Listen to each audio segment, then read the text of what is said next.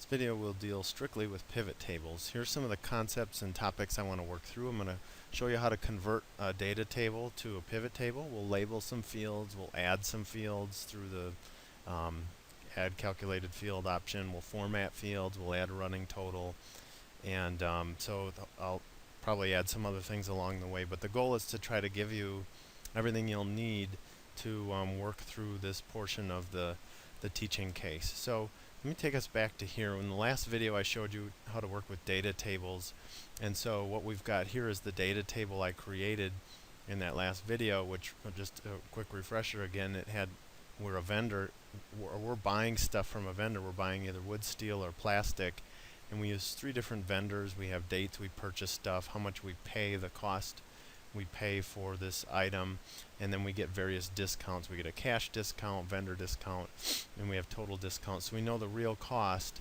of buying the wood or the plastic or the steel is what we the invoiced amount minus the cash discount minus the vendor discount to give us the total. Okay, so again, this has like 300 records in it, which is a lot of data. So if I want to know how much I'm spending with any one particular vendor or how much wood I'm buying in total, you could go through this table and try to figure it out. But a pivot, that's really the function of the pivot table, is to summarize massive amounts of data and to be able to quickly visualize what's going on. So to take a data table and to turn it into a pivot table, you go up to here, you click on Insert Pivot Table, and it's going to ask you for a range, and usually it will highlight if you have this thing inserted as a data table, which you should have already. Then it'll bring it in automatically, or you can type in the name of the table, which it's already pulling it in here as a default table. I hit OK, and here's my pivot table. Very ugly at this point, doesn't have much, but now what you're able to do is pull. Here are all the fields listed that are in that data table that we created. Each one has its own unique record here. So if I want to now start to build my pivot table, you got to think about, what do I want this thing to look like?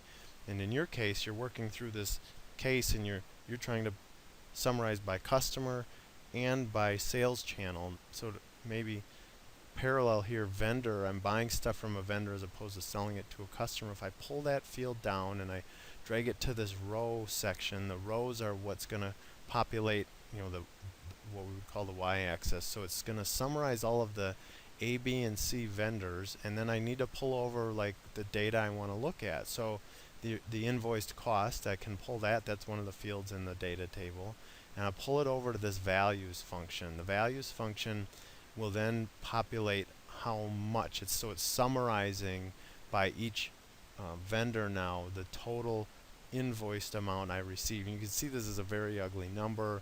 It brings across a very bland, kind of meaningless label, and so we're going to change all of that eventually.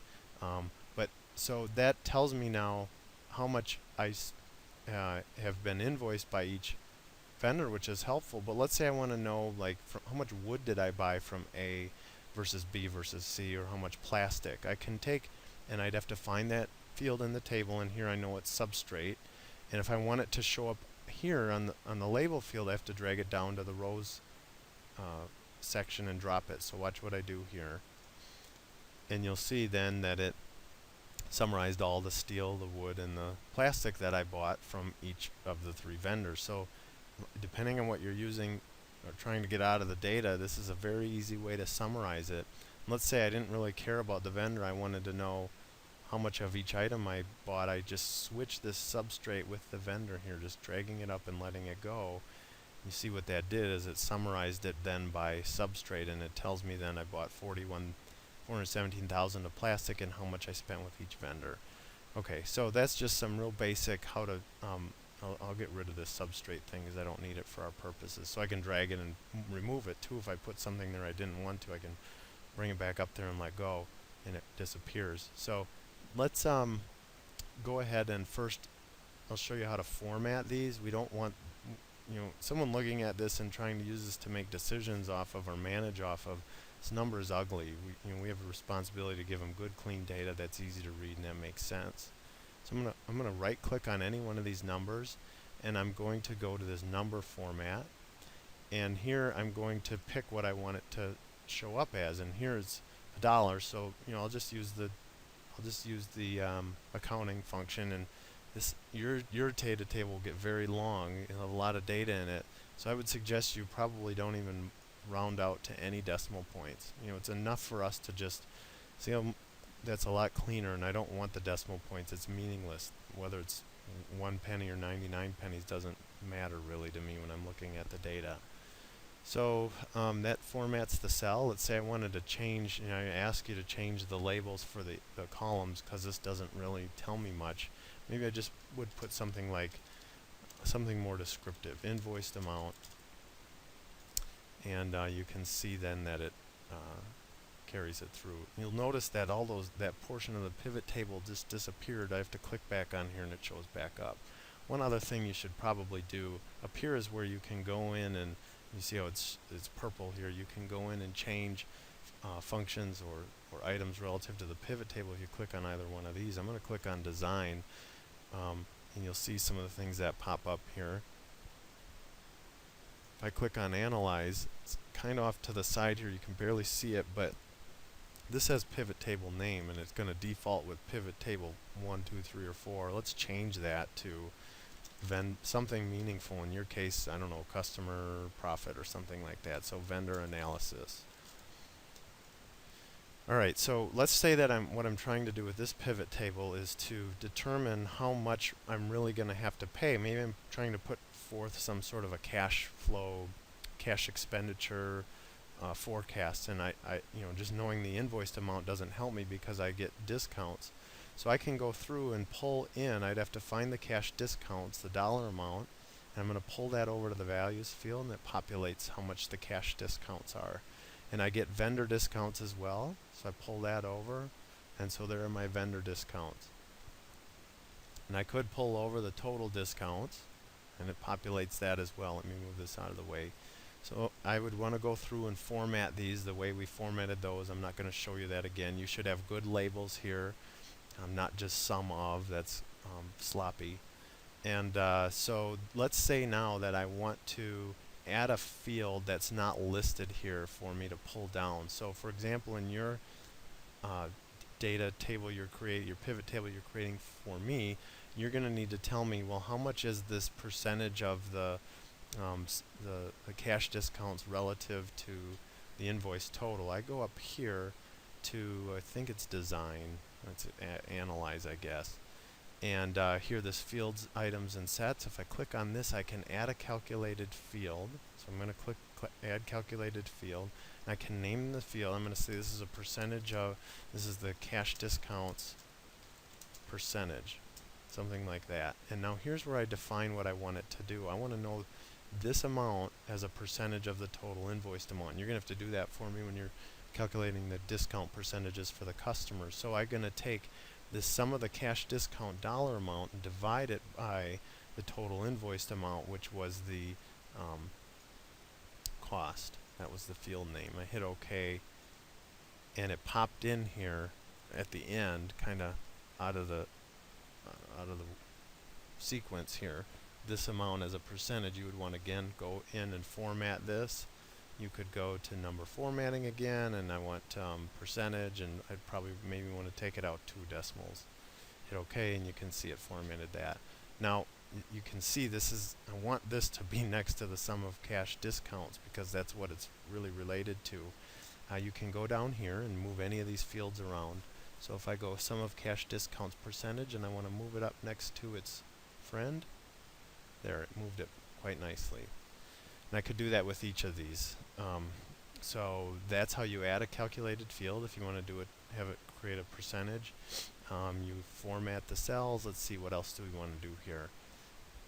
You could go in here to the design and change how this table looks. We've got a lot of different options. I don't care which one you pick. It should be a little, it just needs to be easy for the reader to look at and to understand. I'll just pick this one just because. Okay, so now one other critical element I need to show you quick here, and trying not to make this video too terribly long. is you need to be able to add what we call a running total. So it's good to know that, let me just see here. So we don't really have the real cost. So the real cost here, we added a calculated field into our data table that took and it calculated the real cost. The real cost was the amount we were invoiced minus these discounts. So this is how much we're really paying. Let me just format that because it's bothering me.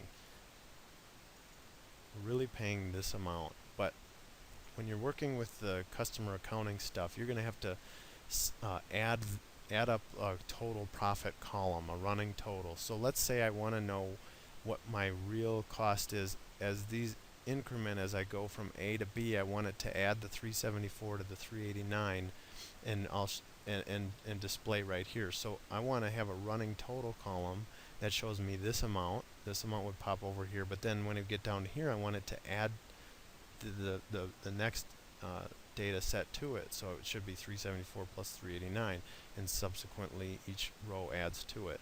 The way that one way you can do that, there are probably other ways to do it, I can bring across this sum of real cost number again, and if I bring that down, I could add this 100 times if I wanted to. It's going to keep adding the same data here, but I want this to not be just a straight dollar amount. I want it to be a running total. If I right click on this, it's kind of out of the way. Let me move some of this so you can see it. Hold on. If I right click on this and I go down to show value as, and I just go down to here where it says running total in, and let me just see if this works. Yeah, so running total in, and when I did that, show value as running total in, it asked me what's the base field. Well, so in other words, you're telling it to do a formula here where you're going to add the number in the prior field on a change of this row label. So when it sees that it's changing to a B, it's going to go ahead and add the totals together. So I'm going to click OK, right click, I'm going to format that number into an accounting. We'll get rid of 2 decimals. And you can see now this 374, we get down to the next one, it adds 389 to the 374, and it gives me a running total of the amount I'm going to be spending. Now, let me try to tell you why that's important. You're going to need that as you're working through your case. Again, here would be the output of your case, something similar to this. And what this orange line is this is the running total profit of all the customers. So each individual customer has its profit amount, and that's the blue bar here, and it almost disappears. That would be equivalent to this amount, like the real cost, and each customer has its own value. But I want to also plot the total customer profit, this orange line, and that's this running total. When you get to that point on your pivot table, you need a field that has the running total so that you can then have it show up in the chart. Okay, I don't know that I'm missing anything else. I think one other thing you should be able to or be aware of is you can like sort these numbers, and you're going to want to do that for when you get to this point. You're going to want the customers that had the largest profit showing up first, so that you get this nice curve effect of the Pareto chart. And the way you do that is you click on this, and it allows you to have many different sort options. I want to sort. I can click more sort options here, and I'm going to tell it to sort from the descending value, so from the largest value to the smallest value on this sum of real cost. Sum of real cost, the first one, and you'll watch this will basically reverse itself. You see how that happened, and what that does now, if you do that for your data, is it puts the largest profited customers up front, and so you'll get a nice distribution based off of the largest incremental profit changes at the beginning of the chart. Oh, I hope that's enough. If not, send me some emails if you're getting stuck in spots. But that's a really quick 15-minute interview or introduction, I should say, to pivot tables and how they work. So when you're working through your data, you should have several pivot tables, 2 to be specific. One for the customer data, so you should have one that lists all the customers, and then one for the sales channel that lists the for sales channel and all the subsequent data. Okay, good luck.